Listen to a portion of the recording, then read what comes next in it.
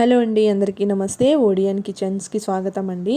ఈరోజు ఇంట్లోనే నెయ్యి ఎలా తయారు చేసుకోవాలో నేను వీడియో చేస్తున్నానండి. ఫస్ట్ అయితే మీగడని ఫ్రిడ్జ్ నుండి తీసి ఒక అరగంట సేపు బయట పెట్టేసేయండి. ఆ తర్వాత కొంచెం లోతుగా ఉన్న గిన్నెలో తీసుకొని ఇలా వీడియోలో చూపించిన విధంగా ఒక 10 మినిట్స్ ఇలా కలిపితే చాలండి, మనకి వెన్న అనేది వచ్చేస్తుంది. చూడండి, ఒక 10 మినిట్స్. ఎక్కువ చల్లదనం ఉంటే రాదండి, కాబట్టి మనం ఒక అరగంట ఫ్రిడ్జ్లో నుంచి తీసి బయట పెట్టేస్తే ఈజీగా వచ్చేస్తుంది. ఇంకా వాటర్ అవి ఏం కలపొద్దండి.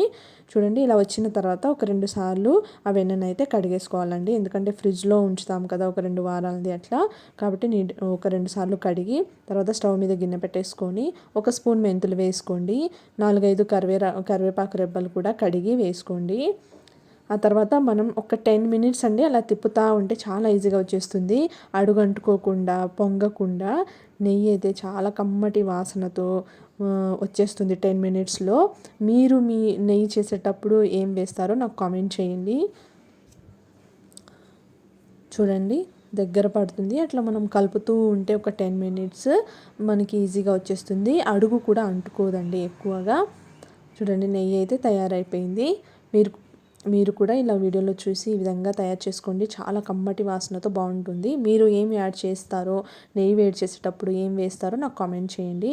కొంచెం చల్లారిన తర్వాత ఇలా స్టీల్ డబ్బాలో స్టోర్ చేసుకోండి. వీడియో నచ్చితే లైక్ చేయండి, షేర్ చేయండి. నా ఛానల్ని సబ్స్క్రైబ్ చేసుకోవడం మర్చిపోకండి. నన్ను సపోర్ట్ చేయండి. Thanks for watching.